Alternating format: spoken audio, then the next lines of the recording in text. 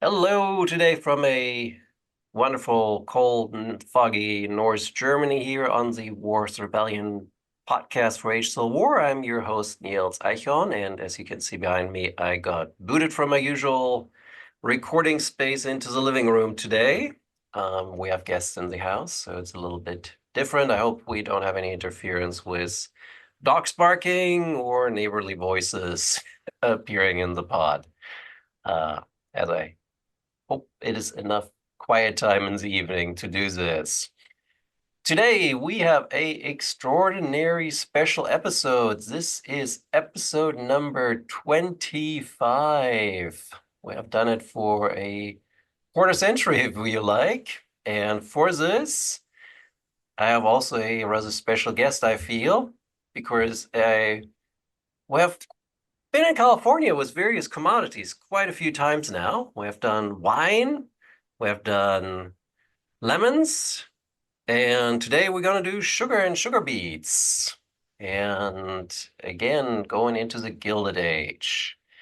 So, joining us tonight, or today, is Sandra Bonura.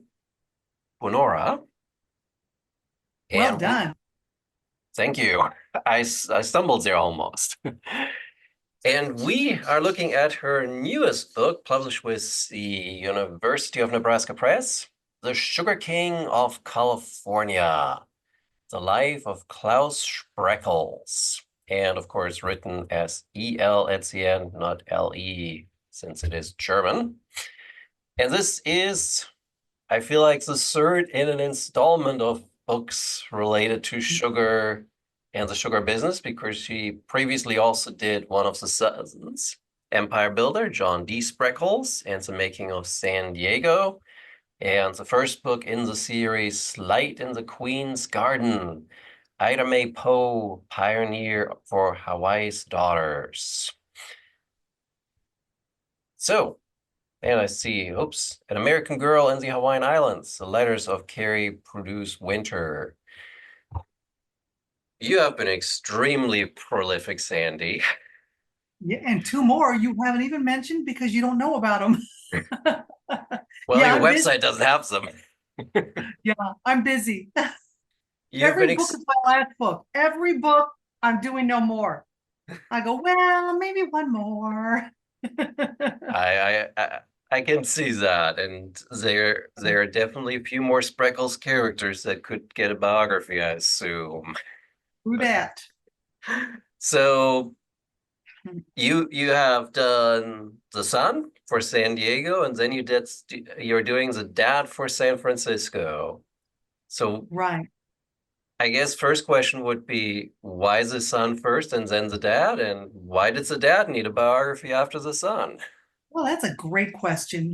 When I did Empire Builder, it's only because I was in Hawaii researching my Hawaiian missionaries who came from the United States during the Hawaiian monarchy era. And when I'm looking, I'm going, I kept coming across the name Spreckels. My grandmother used to say Spreckels. She was a German grandmother. But I kept coming across his name and I'm like, that's weird. That guy's one of our pioneers in San Diego. So I did some side research, just kind of fascinated.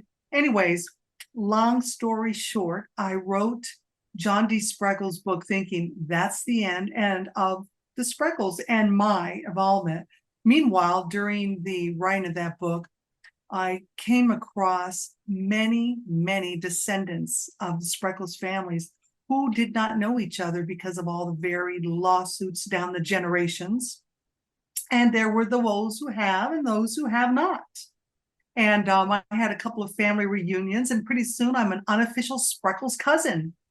And so I felt like that's cool. I was very very much in love with that. Now that book, Empire Builder, John D. Spreckels and the Making of San Diego. I think it was published 2020, the pandemic. Great. So, I couldn't do the book talks, Yep. couldn't go out and promote it. No one cared. I'm like, oh my gosh, my timing was all off. But let's fast forward to today. That book is a big seller. It's Mm. it's got a gorgeous cover of the Hotel del Coronado. So all the tourists fight in San Diego. It's gotten great reviews. So it got a rocky start. So that book, and I don't know who's buying it, to be honest with you, but I see these royalty checks, which, you know, those of us who write nonfiction, scholarly books, we never expect to make a dime. We'll never expect to get back what we pay out.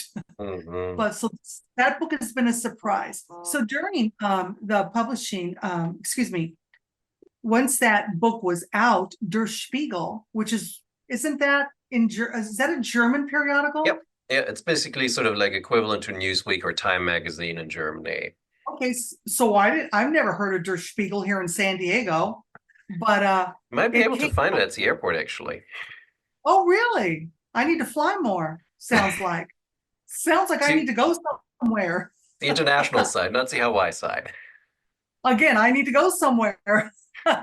So when the Der Spiegel came out and sort of saying, who is this robber baron, which they got wrong. He was not a robber baron. Who is this Claus, the Sugar King, and Sandy Bonura? They contacted me, the writer of that story, and wanted some photos and blah, blah.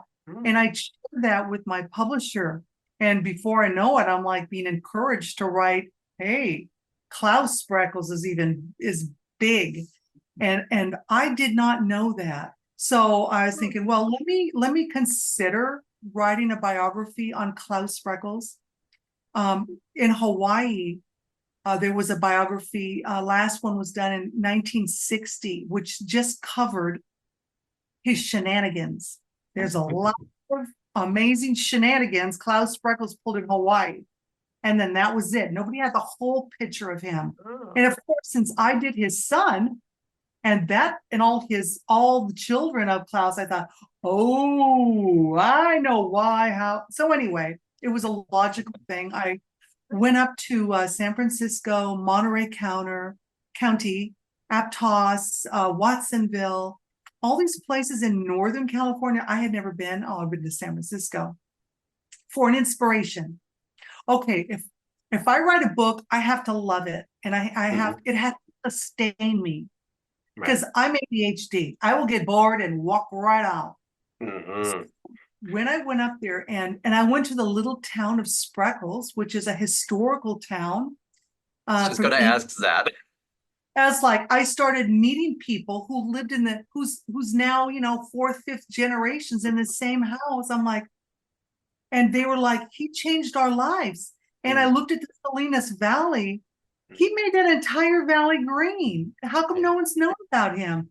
And then I kept meeting farmers' descendants whose lives were changed. And then I went to where I said he owned the whole thing of Aptos. And he had a whole German culture in San Francisco. He built 5 railroads. I'm going, I'm in it to win it. So I decided to publish this story because it's not just San Francisco. It's really all of California. I mean, we are forever changed. And I'm surprised that no one had done his biography before.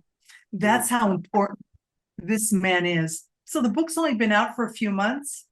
I hope it finds an audience. It's got great reviews so far. Good. And I've submitted it for some consideration, for some acknowledgments of its greatness. And anyways, that's kind of how I fell into Claus Spreckels' book. And it took me a while to fall in love with my subject. So halfway through the research, I went, oh, I get you. I love you. Well, then I was able to finish you're feeling better than his children do about him. Yeah, true. Oh my. So before we get into sort of the meat of the book and sort of Spreckels' life, I wanted to talk a little about first the writing approach. So when you started writing it, let me take a step back. It's a really accessible book. It's a really kind of nice read. It's a page turner, right? It's very engaging. It's not very deep in sort of a scholarly language. It's accessible for a general audience. So but you published this with University of Nebraska Press. So I'm kind of did you, when you started writing, think already in terms of like you wanted this to be for like a popular audience, or did you kind of think like, how do I kind of balance academic and popular? How did you decide on like the right approach for the book? I could literally just hug you right now. I really could. I don't think anybody's ever asked me that question. So I think it helped and hurt me to have a doctorate Hmm. and had through a Totally. committee, you know, Hmm. where I could be so scholarly, I could not have an opinion. I couldn't Hmm. write. I had to stand on the giants of those who came before me. Yes, yes. And and I remember the committee criticizing my dissertation, going, "I still hear you. I don't want to hear you." And I'm like, "Why? Stuff." And the first couple of books I wrote were like still that dissertation committee was in Mhm. my. I couldn't get them out, Yes. and so I started playing around with I read fiction. Hmm. That's what if I want to relax or go to the gym, my book is a fiction book. Mm. So I need to end every chapter and get and have a page turner for the next chapter. So I'm not going to get off the exercise side. I'm going to Hmm. go, I got to read a chapter. So Yeah. I wanted to make that book like that. So one thing someone told me once, Sandy, I love the way you write because it sounds like you're talking to me. Hmm. Yes, that's No, how it he said, felt. yeah, you're just telling me I'm a storyteller. Hmm. I grew up at my grandmother's knees hearing her stories of old Germany, and the old villages and during the war and the flu and telling stories for drinking her schnapps. I became a storyteller. And as I became a classroom teacher, I was very popular because I told my students why they should learn this, or this. Here's Hmm. why. And they're like, oh, let's go. Yeah. And so then I became a counselor and I began gathering people's stories, Hmm. then paraphrasing them and telling them back. So it's been a long road, but I wanted to get rid of that scholarly voice. So I had to find out, who am I writing to? Hmm. How would change? So who am I writing to? Because I had met so many of the Spreckels descendants who knew nothing, and varying degrees of education and awareness. I'm going to write to them. And I began, and I just loved it. And I started playing around. I'm going to start using contractions instead of Hmm. he should not do that. I went, he shouldn't do that. I went to contractions. I broke all the rules. I started sentences with but. And then I just went hog wild. And so by the time I got to, so after Empire Builder, um, I wrote another book, which it was a commissioned biography. Hmm. Really, I said, you know what? Since I don't know if this book is going to get published, but I'm going to write it. I'm just going to just let Sandy go wild. Right. I'm not going to dumb down any facts whatsoever. I'm not going to sanitize history, but I'm going to tell you it how you should. I'm a woman. I'm going to elaborate a little bit. And I'm also a teacher. So when I write, I'm going to teach you something about the context of this time. I want you to know more. And I'm not going to use other people's books and cite them. I'm going to Hmm. primary research. I'm going to look at old newspapers. I'm going to crawl into attics. I'm going to beg people to let me have what they have. I Yeah. just brought some chocolates and some flowers. Hi, can I go in your attic? So I will do whatever it takes to get something fresh and new, to bring a new perspective. And I've been very successful at it. And when I wrote Sugar King, the thing that I heard from another podcaster is, and he publicly says, this is the most readable biography I've read in ever. And Hmm. in 20 years, it's the best. I'm like, oh, you're lying. I said, certainly you're lying. This is Bar's just low, like, actually. huh? Bar's somewhat low. I mean, I've read a number of Really? biographies where you kind of were like, He says, I actually finished your book. And I went, well, thank you. hmm. So he says, because anyway, so that's the style I'm not giving up. And then my publisher My acquisitions editor is Bridget Berry with the University of Nebraska Press. When she brought my first book in, she was not the editor-in-chief as she is today. And I'm like the president of her fan club. I said, you know what? I need to do this. And it's just go for it. Make it readable, make it general public. Yeah. She's progressive enough that she doesn't need to follow some rigid scholarly academic model. And I think the sales of my books kind of, encourage that as well. And anyway, I can't imagine publishing with anybody but them now. That's Because great to hear. yeah, they want to sell books. Yeah. It's only a small market. You know what I found? Book clubs use my book. Both of them. That was telling. What book Yeah. clubs pick up a scholarly, another one on Carnegie, or you get it, Standard Oil. So thank you for that. I probably didn't answer your question, but that's all right. No, and I think that's kind of thinking about like biography, right? Your book is, I forget exactly where the page number. I think it's around 350 odd It's a lot. printed pages for your 400. Yeah, And I want to be cautious. yeah, But she kept telling me, you need to, during it, she says, this is way too big. You need to reduce it. I remember getting the editors were calling, this is too big. Reduce it. The cost of paper has like quadrupled since the pandemic. We can't afford to print a book people can still afford to buy. And I says, okay, I'll do the best I can. Okay, well, this man, I'm you sorry. can't bring him down. I couldn't leave out. I mean, I did the best I can to whittle away, but this man was larger than life itself. So at the end, they gave me their own copy editor instead of outsourcing it. I said, I'm going to put this in your copy editor. She can edit anything out she wants. She couldn't find anything either. She's like, I'm sorry, I can't. The book's got to go as it is. So it's like, I wish I had that. I remember the press, it was my latest book was like, nope, you can't have pictures. You're already too long. yeah, see, Bridget, and how many pictures do you get in your book? Didn't get any. We didn't get any. We only wanted 10, and they didn't even give us those. Uh-oh. Well, you can hire me to contact them for your next book because I'll make them put pictures in. Maybe not the next one, the one after that. Yeah. Next one is already under contract. Though I was fascinated by your comment about two comments actually you already made. So one of them was the attics and kind of looking for people's personal kind of writings and stuff, and then sort of like your ties to Germany. So we're talking about a German.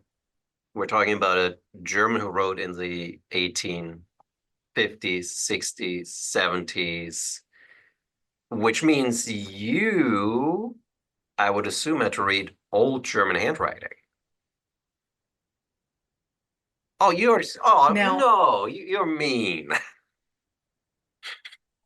I don't speak German except for what my grandmother taught me. Ich Oh. liebe dich, komme Vogel, geh Vogel, that's just no, I don't speak German. My mother spoke German, but all. So he wrote everything in English?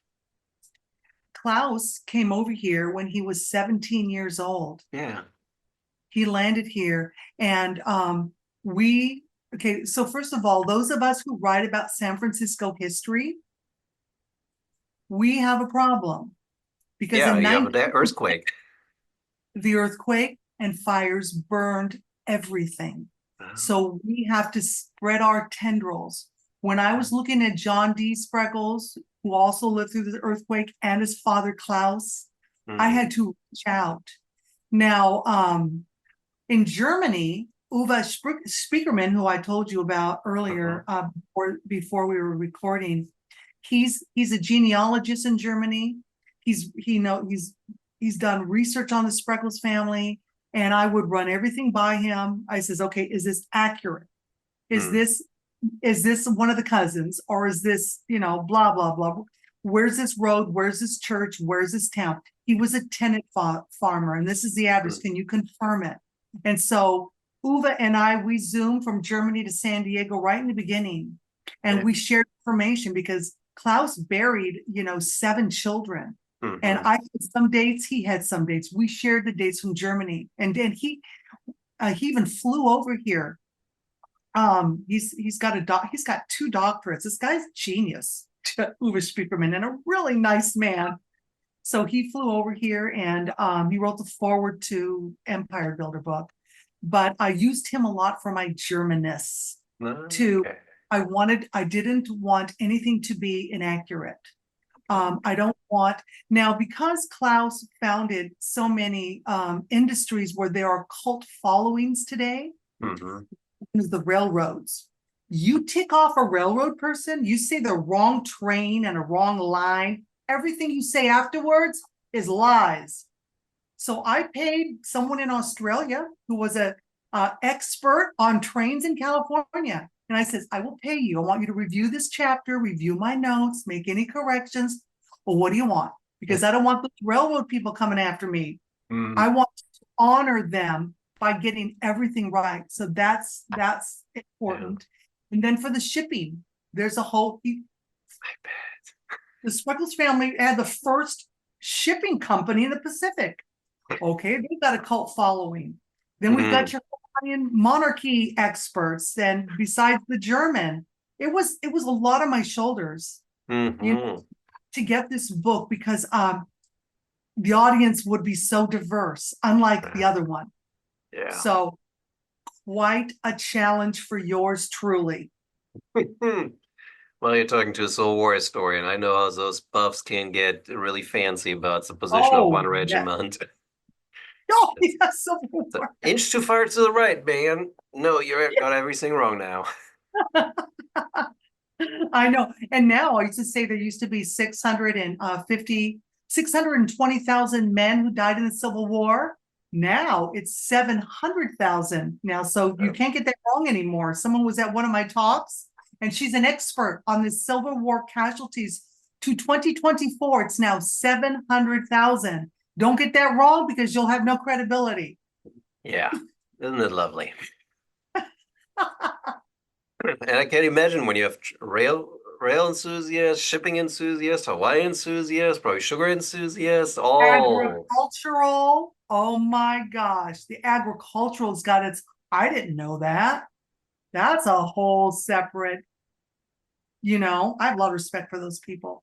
Anyways, it's in many ways it was such a fun book that every book that follows Sugar King seems lacking because Hmm. it's like you didn't do what he did. I got to get that out of my head. It's like, oh, you're not even in his wheel. You're not even in the lines. It's So hard. I'm going to kind of start on the back end of what questions I could think of. And I'm going to make it easy for you. What are the 3 things that most fascinated you about Klaus? Oh, wow. 3, huh? I was thinking Well, 1, but I think 3 is better. okay. Well, one thing about just what he represents, that rags to riches, Hmm. poor the poor European guy, Hmm. European person who comes over with nothing in their pockets and because California's richest man and one of the 10 richest men in America. That I found fascinating because people say, oh, America, chasing them. No, there are very few Hmm. people who actually did that. Yeah. So that that blows my mind when I started researching who else in our history is like him. Very few. I Yeah. think that's a myth. So I think it's the myth of that, of somebody who faces Hmm. impossible odds, Yeah. from grinding poverty to, extraordinary wealth. It's just one of many Hmm. in America. No. So that's one thing fascinated me. Second thing that really it's still I don't know how that's going to change, but he has such a negative profile in Hawaiian amongst historians and those, they think about him with hate. Mm. It was cleverly designed. When you read the book, you'll see how that all Oh, happened. I can see that. I can totally see Oh, it. and then you go to the Salinas in California, and he's full of love. He's Mm. They Well, don't know the Hawaiian side. The Hawaiian side doesn't know the California farming side. mm, They don't know. yeah. And I hope this book brings a whole more comprehensive picture of this man to light. So I just had no idea. Mm. And then to get this read in Hawaii, Mm-hmm. it takes it's going to take some effort on my part because Mm-hmm. I'm Hawaiian. I don't teach at the University of Manoa. I'm just a Howley senior citizen who lives in California, and we are overloaded with opinions. So I've always made sure when I'm discussing Hawaiian history that I'm not telling them their history. I'm reporting it, I'm writing for Americans so Mm-hmm. they understand Hawaiian history, because I understand the overthrow of the monarchy more than most. I have like 6 published, and I keep saying, I am telling this for Americans from the American perspective. Mm-hmm. So anyway, we'll see how that all happens. And then the third thing, well, I'm very sad about his relationships with his kids, Mm-hmm. and I understand, his German tenaciousness. When he started something, he was going to finish it, even to the detriment of his health, of his family, of his relationships. And it just surprised me that no one came alongside him and said, Claus, you've got a lot of money. How about you buying, giving yourself a nice little island somewhere, and you could have Mai Tais and relax, you know? But he just, We tried I want, Hawaii, right? yeah, well, yes, but I want to go back to him sometimes. No, don't do this, Klaus. No, this will hurt the kids. No, you'll never see your grandchildren again. Don't do it. Because there was grandchildren he never got to meet. Yeah, And no, yeah. so there's more. There's more. No, and that's definitely a couple of the aspects that I found the most interesting as well. And what what really struck me beyond sort of the tenaciousness, right? Of like I want to be the best. I want to be at the top of it, right? It was not just I want middle. I want to be at the top. I want to be the best in the business, dominate the Absolutely. business. Yeah. And whatever industry he went to and he took over, why is anybody complaining? Only the people are benefiting. I mean, you couldn't complain. He lowered prices, Hmm. the like benefited, and so, like, for instance, when he started the electrical company, which today is now PG&E, the biggest in San Francisco, California. Klaus started that as a war against an enemy, but he was going to make it bigger and better. So if he thought the clay conduits were shabby, oh, I'll make my own, thank you very much. And if he's doing, when he started the brewery, when he developed steam beer, those barrels, I'm not putting my beer in those barrels. I got to start a barrel factory because you people don't know how to make good barrels. So this is what he did over and over and over again. He elevated, he upgraded, he took electricity to Hawaii. Yeah. We're like 12 years before the White House got it. This man was far-seeing. He was progressive Hmm. and didn't cut corners. And he's not a robber baron like some German people I won't mention say, because robber barons are not, they take over other industries, Hmm. right? Pull them Yeah. up, they expand it. He had no interest in taking anything over because everybody else was substandard, right? I mean, hello. And by the way, when you went to work for Klaus Spreckels, you died there. And your kids came because you were better paid. You got beer in the morning, and you got beer in the afternoon. And why would you leave for that? And you got a bag of sugar to take home. Hmm. So you had good benefits. Why would you leave? Now, you talk to all the other robber barons in America, those people were hated by their employees. Mhm. They weren't treated right. But you cannot say this about Mr. Spreckels. Yeah. No, that was you already took like 5 questions that I had in mind out of me because like Sorry. the beers that was just fascinating. But the where I was also going to hit was so he always improved, and that was just incredible. Like, I, yeah, I love the clay factory where he makes his own conduits for like the electricity and like everything. So what was so fascinating was the sugar in and just his sugar businesses in general that he got his hands dirty, right? It's like he didn't sit in the office. He went down there on the Oh, floors. He worked with his other workers.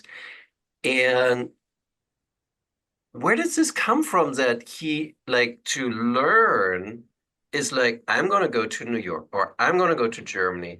I'm gonna work as a average laborer in the sugar refinery or sugar beet industry to learn how it's being done. Like who does that, right? it's unbelievable. It's just the way it should be. It's too bad. Well, in a way he did, but in a way he didn't. Maybe with John, his oldest son, he had John work from the ground up, Hmm. right? The Yeah. other boys, he kind of let loose. He forgot, his principles of, Hmm. John had to wear overalls. John, you're my heir apparent. You're my eldest son. This Hmm. is yours. He didn't want it, by the way. John never wanted it.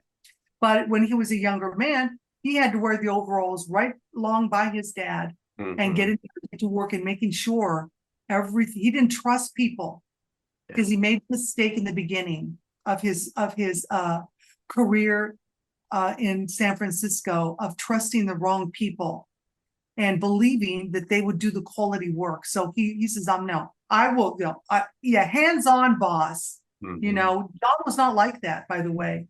His Yeah. son John was very shy, hated public speaking. Klaus was a hello, everybody, come on in and have a beer. John was like, he was very proper. Mm. So yeah, I just love that about him. And I don't know if I don't think that's a cultural thing. I just think that's a personality thing. Hmm. Yeah, I kind of got that feeling. But it's just such an unusual thing to be like just even though you're already a well-to-do person, just like, no, I'm gonna do average factory work and learn how it's Absolutely. being done so that I can do it better in my That's right. factory. Did you read that story? I don't know if you've read the book entirety. Oh, And I read again, it top to bottom. oh, thank you. Do you remember the story in Aptos? It's whittled down in the book. Do you remember when he's in Aptos, already wealthy beyond belief? He's bought the Yes, the town. story where he gets to see the doctor that wants to meet him, and Yes, he's like, yes, yes, I love that. And I whittled that down. That's a huge, long story how he played with them. So, oh, I right. bet he had fun with Yeah. that. King Kalakaua has already come to Aptos at Klaus's reputation. So he's already well known worldwide, Klaus Spreckels. And then he's wearing these dirty clothes. He's pulling a cart, it's like, and this doctor would not believe, no, I come here to see the Sugar King. No, you're not no Sugar King. You're You're a just a laborer. gardener. You're a gardener. Yeah, I love that. And he could really like having like I mean that's about midway through your book. By that stage, you know how he operates. You can really see him do that. That kind of Absolutely. personality, the kind of like yeah. I was just thinking that did he like go incognito when he went to some of these factories and worked as a laborer, or did Oh, okay, yeah, no. Well, when he went to the cane sugary factory in New York, yeah, to the refinery, I don't think there was anything to hide. He wasn't in. He yeah, he wanted to wasn't learn. famous yet. Yeah. But when he went to the famous sugar beet factory in Germany, I'm Hmm. sure he was down low. Yeah. He and guess what? He gave his business card out because pretty soon he stole all those employees when he went back. Probably as he was leaving. Oh, I've learned everything I've got to do about cultivation of sugar beets and refining of sugar beets. And by the way, if you want to come to San Francisco, I got a job for you. Here's my card. And then he probably ran to the train station. Yeah, Yeah, I could so see that. Like this is yeah. still age where if there was a good opportunity, people would come. Oh yeah. The Germans filled up the south of Market of San Francisco. Today it's called Soma, but he Hmm. recreated Germany for himself there by all these northern Germans. Hmm. Bring the northern Germans, the ones who needed to escape, the ones who didn't, had all the problems. And so I love that. And so they said he would walk through the streets with his cigar. He always had a Cuban cigar and speaking in German. The Lutheran church, he the Lutheran church in San Francisco, he brought everything from Germany, the chandeliers, he donated the Hmm. money, wanted a little Germany for himself and Yeah. his family. And And by the way, he loved his wife. His wife went with him everywhere. yeah. And I think you had it in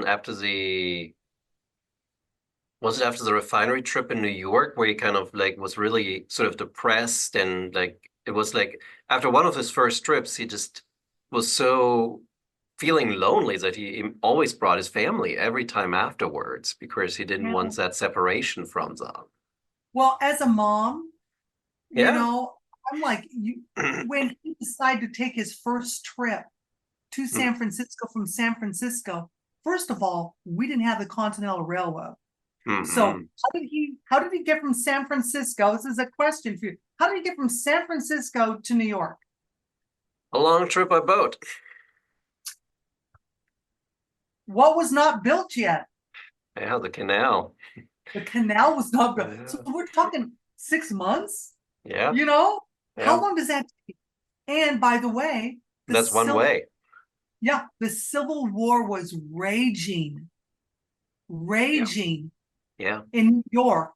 And then he tells Anna, his wife, Anna, pack my bags. I'm going to New York. I'm going to be a sugar refiner. You're what?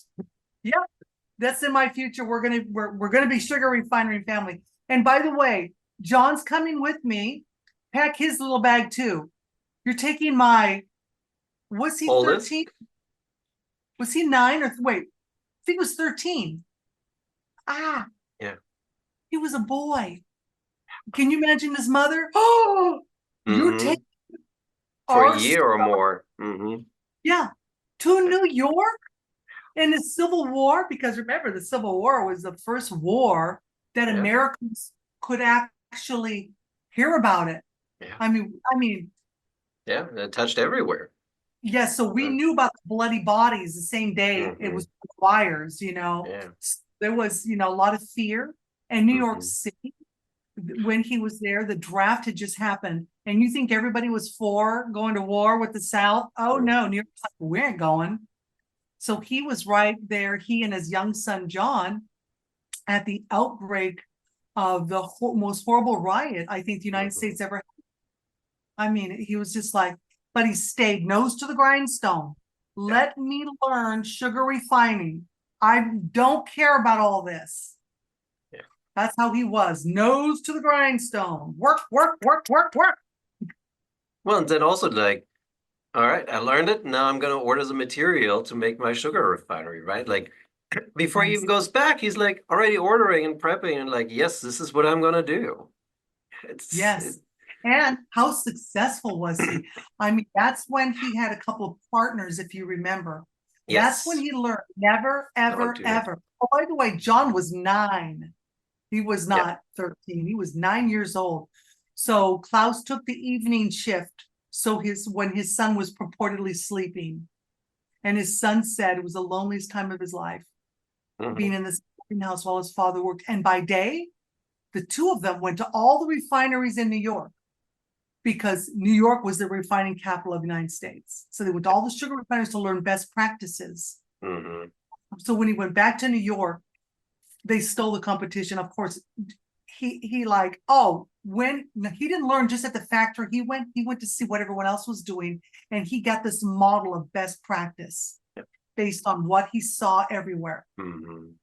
Then he goes back and his partners, he got these couple of partners, I don't know where he got them from.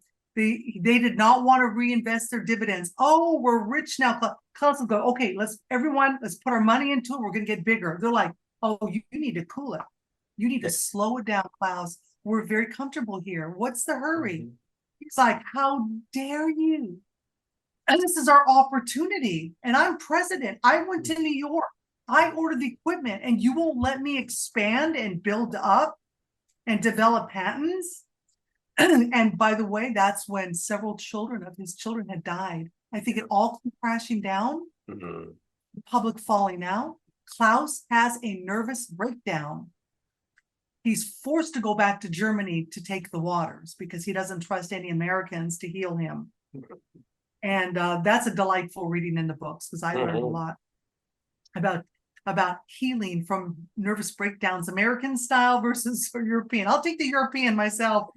Yeah, based on what you said about the American was a bit like, yeah, no, that sounds like torture. Yeah, torture. Oh my. Uh, quickly going back, so I love when you talked about the little neighborhood at the sort of fineries that he creates, because that plays such an important role throughout his life, and especially towards the end of his life, when after the earthquake, and it seems like he's almost a little uncomfortable moving into the high society. He wants to stay in that little community. He feels very comfortable in sort of this place where he's surrounded by people that work for him, that um, are part of sort of the family of his refinery and the same language. And he doesn't want to be with the millionaires, billionaires up in the downtown area. You're right. He could have moved to, Nob Hill, where all the other ones did, but he chose to move to Pacific Heights, where all the other family members followed. Hmm. But he was never comfortable in the mansion. He said it. He says, I kept his other little house. So after the earthquake, he actually had his little house on Howard Street to go back to, which is very, very precious. But Hmm. when he had, I mean, you can look at the society pages in San Francisco. It's Hmm. called the WASP. It's a pretty big, they cover every party, every event, list everything. You're never going to see Klaus Spreckels going there. You can see a couple of his sons, his party boys there, but he would know his family were his workers and his extended family who kept coming over from northern Germany. The more money he, the more established. All his brothers came over.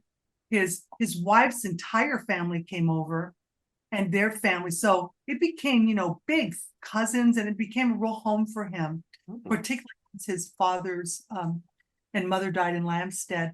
But when you look at the guest lists for weddings of his children or his grandchildren, the people who are there are all people who work for him.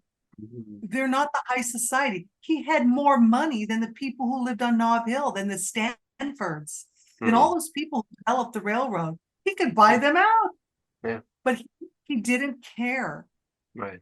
He just, I don't know. Maybe he was rough around the edges, our Klaus. He wasn't Yeah, educated back east. Maybe they ostracized him. I don't know yeah. that for sure. But you know what? He was rough. Hmm. And they were very, polished in their ascots and their little, Yeah.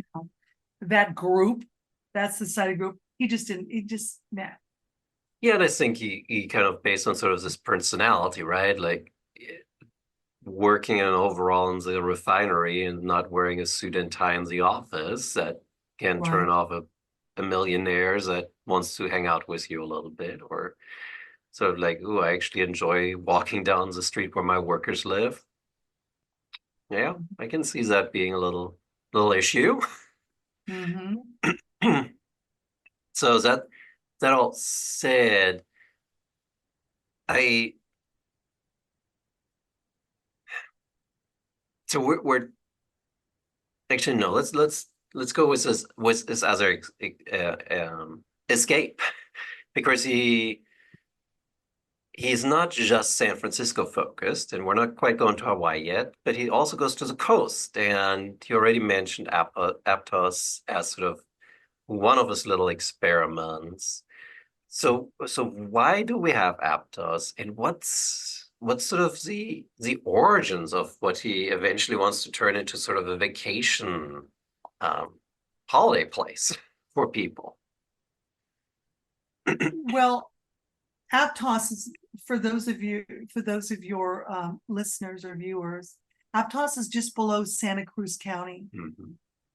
And Aptos is a beach community. It's one of the California, treasures. It's redwood forest right to the Mhm. sea. And it's about, hours and hours from San Francisco by buggy, by stagecoach. Or you can take a little boat if you're rich enough and go to Santa Cruz and then stagecoach down to Aptos. Mhm. Before Klaus Spreckels came along, nobody from San Francisco could go to Aptos, which is just, kind of Monterey County, but not, it's kind of north of that. Beautiful, beautiful. No one could go there because there was no train. Mhm. Did you read the thing where he partnered with another German, Yes. the first railroad? I love when those Germans went to bat against each other. That went wrong real quick, but And they it's built and I first. love the story of Capitola and Aptos, sort of the Yes, two competing destination yes, spots of vacation homes, and yes, in the end, yes. neither one of them really made it. No, but Aptos was always his home. Mhm. You Yes. know, where he had beautiful home there. He donated lands for the school. That was Mhm. his home because San Francisco was very congested at this time. Yeah. And he'd already now had two, maybe three little breakdowns, where he's just doing too much too fast. Where Mhm. Anna did something for the kids to, in summers and for weekends, have somewhere that they could relax. And you can see what the house looks like because there's still one standing today in Aptos. I And was just going to I've ask been, that. Okay. yeah, I've been through. Now, Klaus's house burned down, but the same house with the same floor plans was Anna's brother, Okay. his wife's brother-in-law. So he used it, and that's beautiful. So you can go. I go through that house. I open all the cupboards. That's just so glorious. It's so grateful to the owner who lets me Yeah. just go there and imagine Klaus storming. Mm. But Aptos was near the Salinas Valley, excuse me, the Pajaro Valley, which is in the middle of the United States, is this little green swath. And it's all the way to the top, like Sacramento, all the way down. It's where we are all farmland. In Mhm. fact, the Pajaro Valley and the Salinas Valley, we feed America its berries, its lettuces, Mhm. everything. Klaus moved to Aptos, all that area was wheat, Mhm. brown wheat, and cattle. So during Klaus's era, California wheat farmers competed against each other for Mhm. wheat, which made it low, which Mhm. kept them impoverished. We were struggling. We didn't compete with America, and all Klaus wanted to do was California needs to be heard. Yeah. He teamed up with Levi Strauss. Levi Strauss was his good buddy, Mm. both from Germany. One did blue jeans, one did sugar. Good Both of them, combination. huh? Good combination. Good combination. Um, One Jew, one Lutheran. They didn't care. They were busy, Mm. creating industries, and they teamed up to do another railroad together. Mhm. Of course, Klaus Spreckels had way more money than Levi Strauss, but anyways, today we know the name Levi Strauss. Today we don't know Klaus Spreckels, so hopefully that changes with my book. But so this land, he wanted California to grow sugar beets. Mhm. It's too convoluted to go into all the stories of how he lost all his holdings in Hawaii and how the missionary descendants teamed up against him to ensure Mhm. he had nothing after building the largest sugar plantation in the world there. The world. He's responsible for all the infrastructure, everything in Hawaii at that time, and elevating the kingdom. But it all went wrong. His sons couldn't be trusted because they had other industries they were interested in, at least one. Anyways, it all went wrong. But so when he switched to sugar beets, he still was refining sugar cane. So he was really a sugar commodity both until the 1906. But so I go through, if you go look at a map, you realize he irrigated the complete state. He irrigated. It's green. It's because of him. That's why we are called a salad bowl of America. And I think they need to put a statue of Claus Spreckels in the middle of some farm field somewhere to give him his credit, because he had an engineering mind. How do you irrigate? The methods of 19th century to irrigate, I mean, you have to be incredible. Yeah. Work with these engineers to get water there. Well, maybe not in the middle of a field, but maybe in the middle of Watsonville would be good, right? Yeah. Anywhere. I'll take any statue for my guy. That's true. And I grew up in North Germany, and I always remember in the falls that you drove through the countryside, and there was these big heaps of sugar beets on the fields, on the sides of the road. And at the time, it was always like, oh no, we're not using sugar beets much anymore. And it was so interesting then to read how important the sugar beet actually was for like sugar production, and how much of the sugar in the States was used or came from sugar beets. Well, after he bought it.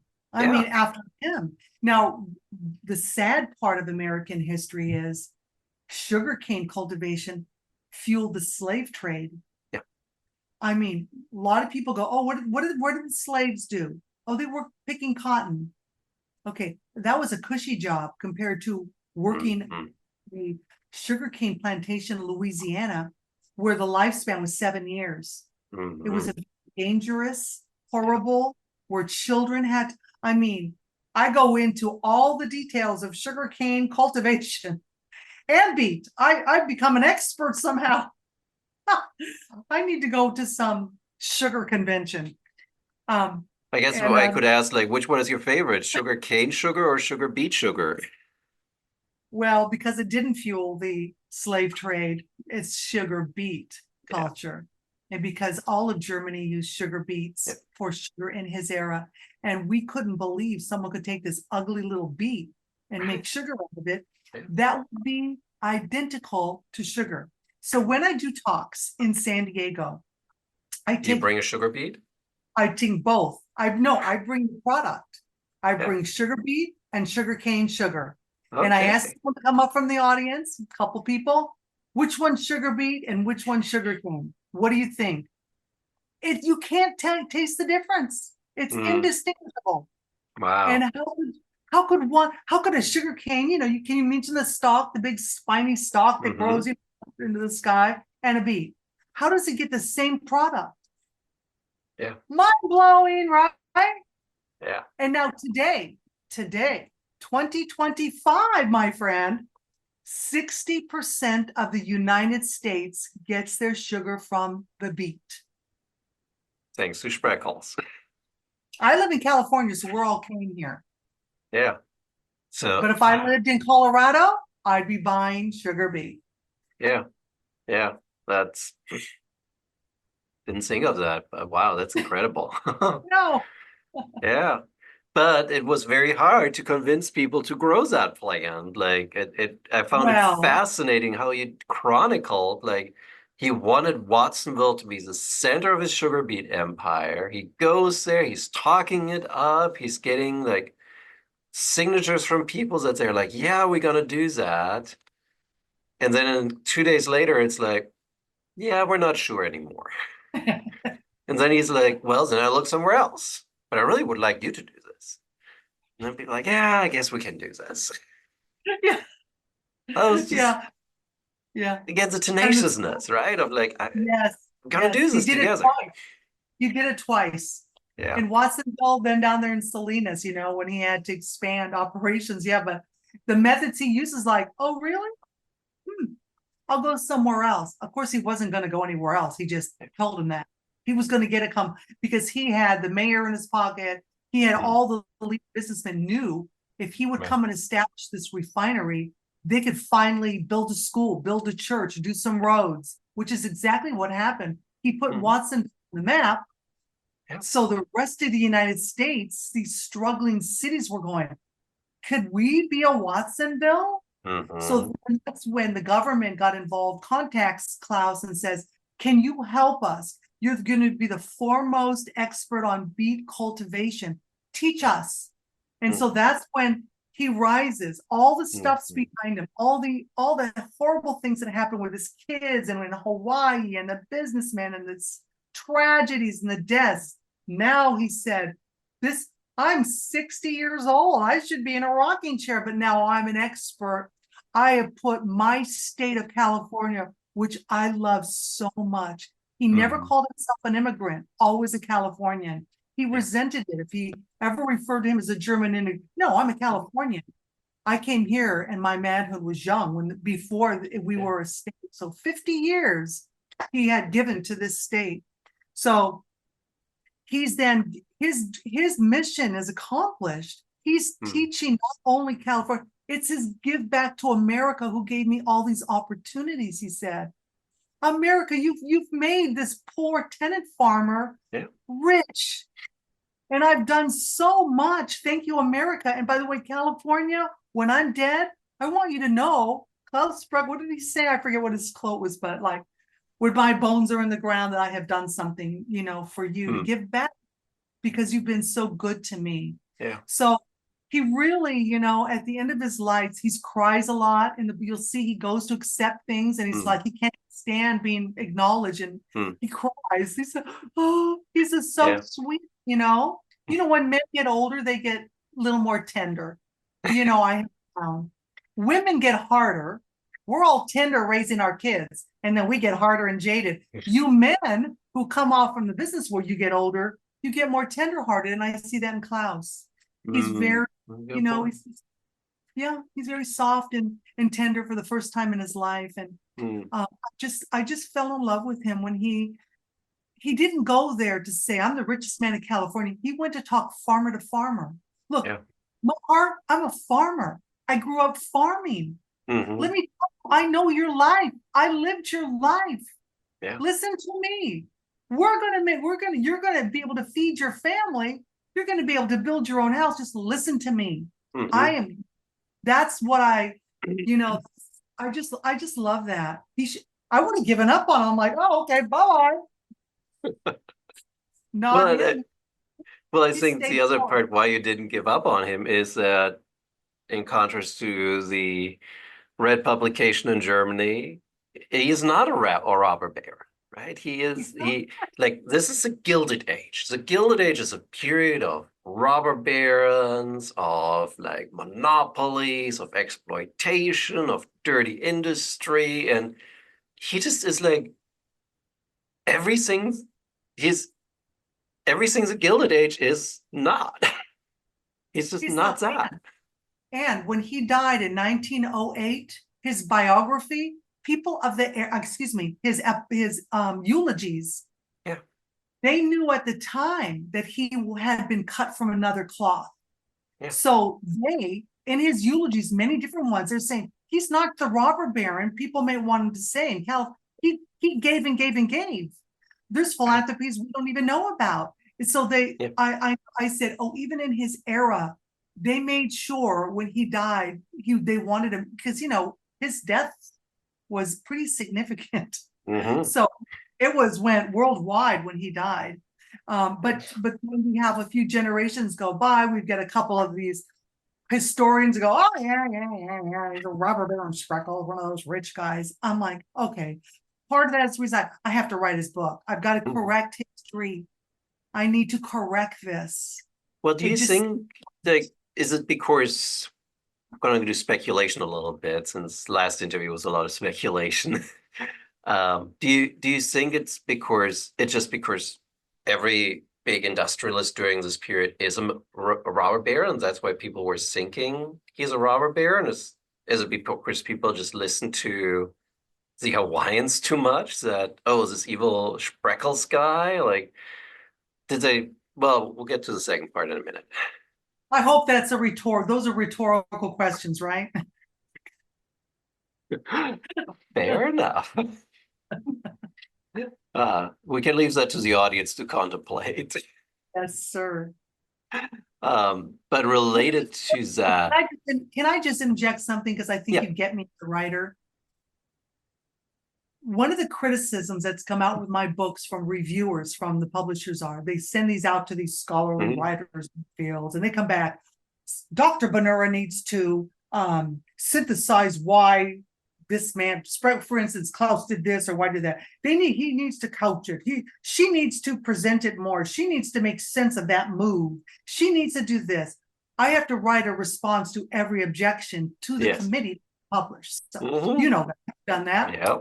Well, this is a common thing for me. And I always chime back. I'm not changing. I'm not telling the reader. Why don't you give credit to the reader? Let the reader make their own evaluation based on their own context. Yeah. I don't need to say, oh, blah, blah, blah. And oh, just like his father did, blah, blah, blah. No, the reader knows that. Oh, let the reader feel smart. Acknowledge your reader is smart. Don't tell your reader everything. We all are a product of our context, are we not? We all look at life differently. You know, I look at Claus Spreckels through my female maternal lens a lot. It's through your male and your education level, how you were raised. We all look at it different.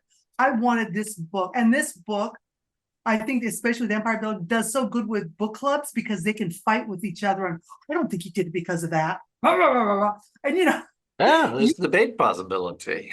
I know. I'm not telling people. I refuse. And I'm supported all the time. Just happened for my last book review. It's like they did it again, this outside reviewer. And I'm like, nah, not doing it. Yeah, trust me, the last book had some really interesting reviewer comments too. They think they're smarter than you. Yeah, and then the reviewer made stuff up.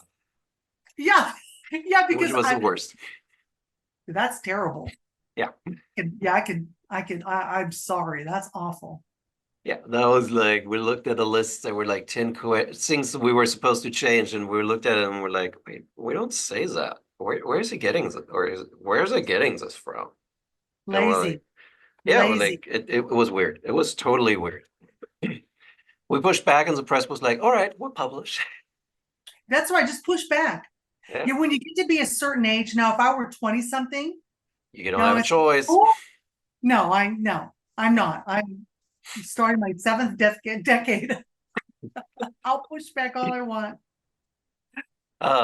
Second part where I almost was going to before you're like, oh, I'm not, let's the audience figure it out. So why do you think he is forgotten? Like, is it because of the fight of his children? Is it just that he was a good guy? He doesn't fit our profile for the Gilded Age? Is it? No, there are too many other good figures we want to study. What I say, because I do a lot of presentations in person, and my last slide, I always ask the audience, what would the Spreckels name be today if there had been more forgiveness? What would that look like today? What happened? And so I want them to think about the fact that, you know, the book talks about how the 2 older sons got the bulk of the fortune. At the last moment, he made a switch. Yeah. And the 3 others, and he disowned his first 2 that had been loyal to him, but he had lost a whole lifetime of relationship with the 3 youngest children. And then those two served. It went way on after the death of Claus and then the death of Anna, the lawsuits. Now, when John D. Spreckels was dying, in Coronado, California, the youngest son, Rudolph, who got the money after Claus died, but he made his way down to San Diego Mhm. to make amends with his dying older brother and say, "You're dying. Yeah. John wouldn't let him in the door. Even on his deathbed, they would not forgive, Mm. would not forget. Money became too important. Now, the three youngest brothers lived through the Depression in America, Mm. and so they lost everything. They Yeah. were poor. They lost everything except for Rudolph, but the other two, and John had already died before that. Adolf had died, but I think so. There was so much animosity amongst the descendants Mm. of Klaus's sons were remarkable in themselves. They Yeah. themselves, especially John D, created his own industries, Yeah. but he had children, right? Mhm. And those children they were born with silver spoons in their mouth, and Yeah. they married the wrong people sometimes. There's many Mhm. marriages within, I mean, there's one guy who had she's 4 marriages, these kids, and so there was a lot of lawsuits. Clark Gable was involved at one point. There's so much drama. The word we get sugar daddy comes from Adolf. Oh my That's gosh. from Adolf Spreckels, the party boy. He died of syphilis. Mm. He was just an interesting guy, John's brother, but so many lawsuits. And San Diego, within 2 weeks of his death, the Northern California bought out all the holdings just as retaliation. Mm. The retaliation after the death, the lack of forgiveness. Yeah. Today, if they had got along, it wouldn't be C&H sugar on our shelves. It would be Spreckles sugar on our shelves today. Yeah. Spreckles sugar is not on my shelf because of their lack of forgiveness. And then Yeah. when I meet the descendants, they were said, don't talk about the Spreckles because so many hurt feelings. So that's Mm. why I think that legacy. So my mission is to make these descendants proud of their very first Yeah. immigrant. The very first Spreckles to set his foot on American soil. Look to him. You should be so proud. And they are. I get letters and comments all the time. I've got new Spreckles cousins with this book. Yeah. So it's really wonderful, That is to nice. yeah. Well, and it was a very heartbreak. The last two chapters were very heartbreaking in so many regards because because so much collapsed at the same time for Spreckles, right? There's the earthquake in San Francisco, the loss of the house, um, kind of the kind of wanting to make amends with the family, but that creates more animosity between the kids, and also kind of his disappointment, I guess, with John, right? And John especially, of like that he's not paying attention to keep this sugar empire of his dad's alive, working, defended it, and is sort of like so focused on his other businesses that it's like, oh, well, if it goes away, then whatever. And I know, but do we blame him? Because I can no, go on. How could you let this happen? You were supposed to watch this, yeah, watch the enemies from taking over the rivals yeah, while he was getting the sugar beet going. But John yeah, had a life. yeah, He had exactly. It's not he his had a business. he had a shipping company that he was running, Yeah. a huge shipping company, and he built a city. He not only built San Diego's infrastructure, he built our superstructure. Mm. 1 in 10 people in San Diego, and his era worked for a Spreckles company. There must have Mm. been 15 of them. He was the city's largest taxpayer. How can he run a sugar, Me too.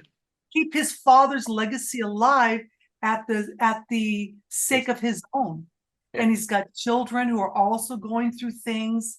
Yeah. His son died young. It's Oh, it's it's too yeah. big.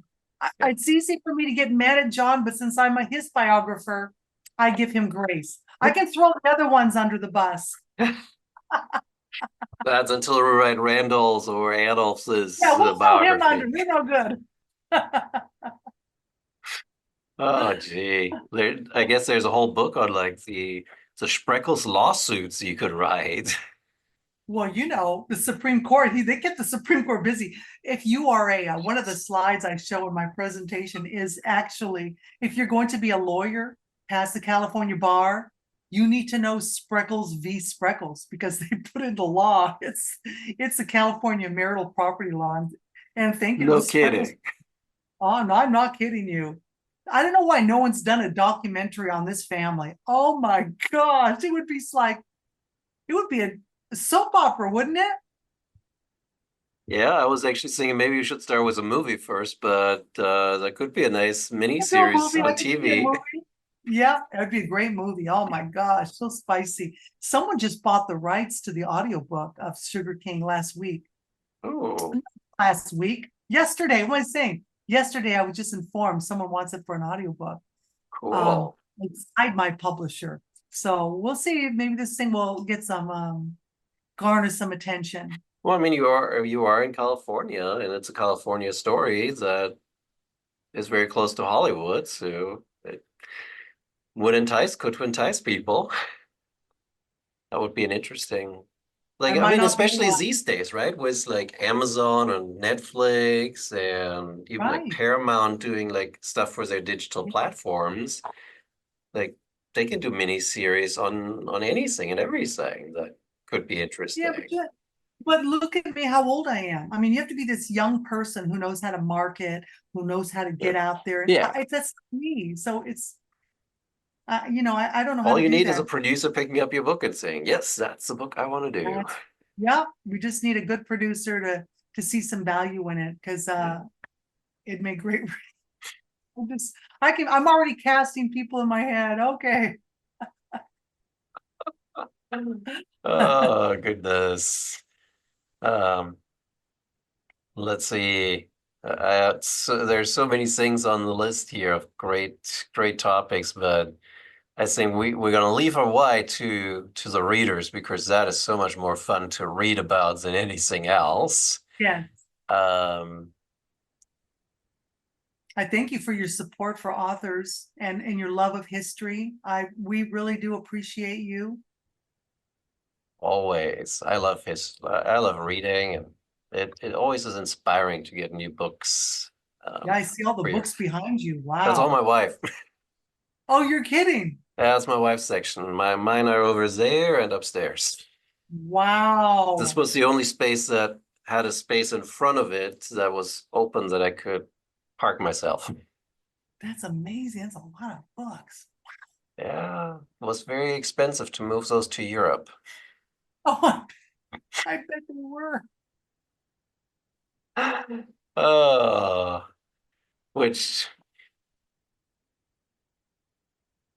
let's do one last European related one. So, what German characteristic you think Spreckels benefited from the most?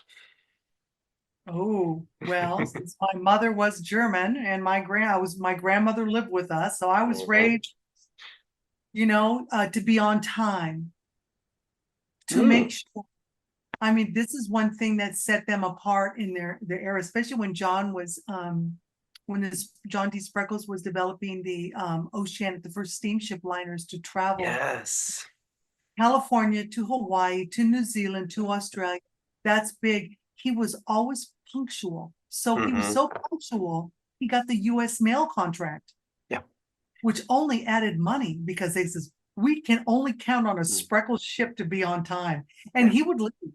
If they were waiting for some important documents at 5:10 and they'll be there at 5 o'clock, but your ship, if you're not there by 5, the ship would take off and that'd be another week's. Just punctual. Yeah. I think that's a German trait. He also liked all the Spreckles family. They love beauty. It was good to Mm, have organization and utilitarian and mm, everything had a function. but let's make sure it's pretty and pleasing to the eye. You Mm, know, they all were great horticulturists and mhm. loved flowers and trees. And I find Yeah. that very much a German thing. And then Oh, music, yes. Oh, yes, yes. yes. Oh, it was good to have that validated. And music was very important. Of course, Mm, the German composers, yeah. that was piped in. So music and beauty and art and literature. Wasn't one Um, of the kids like more musically inclined and then yes, yeah, we're gonna go down some more rabbit trails. We're not no talking no about that. I just kind But of remember there's so many kids that you kind of lose track of like, yeah. yes. And I think, my own trait is German. If you tell me I can't do something, I'm gonna do it just because you told me I can't. You Yeah, that know, sounds German. Yes. yeah, that's me. People know me. And when I start something, oh, I'm finishing it. Mm-hmm. If I've committed, I'm gonna stay the course. Yeah. And I think that's a German trait that I inherited. Also very you know, people can take it sometimes ruthless, like Yes. not a lot of small talk. Why are you Mm-hmm. here? Get to the bottom line. How can I help? What can I do? Mm-hmm. Yeah. Very, And very business oriented. yes, that's right. Very business oriented. So that only served him well, Yeah. in business. And then So it it sounded helped. like Spreckels was a little bit more of like the conversational one in the Yes, factory, whereas John was more of the right, what do you want? Out. exactly. Yes. State your business and yeah, I've got things to do. He was so overcommitted, John was. Uh, He was the one, but Klaus never saw himself as a part of history because he mm, was too busy making it. yeah. He just never slowed down, Hmm. and he never really got to be retired. No. So maybe the Germans don't like to retire. I don't know. I mean, Well, it feels oftentimes that once Germans retire, they're more busy than they were when they were working. Try right? They're to not make going an to sit home appointment and with, watch. Yeah, Germans aren't going to sit down and watch TV. They're going to get hobbies. They're going to go be out and doing something, yep, and that was need to move the garden gnome 5 feet over and then back yeah. and scissor cuts the garden. So Yes, funny. You are yes. so funny. I've enjoyed talking to you. You are so personable, Uh, intelligent. This has been such joy. and it was fun. And it's a great book. It's really, really enjoyable to read. And for our listeners, just as a reminder, so this is The Sugar King of California, The Life of Klaus Spreckels with University of Nebraska Press, which you can obtain from the University of Nebraska Press and other places. Yeah, and if anybody But wants a 50% off coupon, I can send you some code. You know, ooh, yeah, you get 50% off and they'll ship it to Germany. I'll ship it anywhere. well, I think most of the listeners, hopefully, actually, a good number of my listeners are in France for some reason. So, uh, France. don't know. Comment allez-vous? This was your cue, Andrew. We'll see if he picks up on that. Andrew, ¿dónde está? So that's Spanish. He will understand that too, I think. Well, it was a pleasure to have you on the podcast today. Thank you very And much. again, it was such a pleasure to read your book and learn about Klaus Spreckels. And I hope that within the next few years, you will get to see somewhere a statue of him going up. Me too. I'll let you know. And Happy New Year to you. I wish you all the health and happiness that Thank life you. brings. And it's the same back to you. And I hope that I guess the next couple days will be enjoyable before you get the next new president. Oh, that's coming, huh? We're not talking Yeah, about fires in California or presidents. I can totally understand that considering what's going on. Yeah. So best of luck with that fire season this year too. Yeah. Thank you. Thank you Bye. so much. Bye.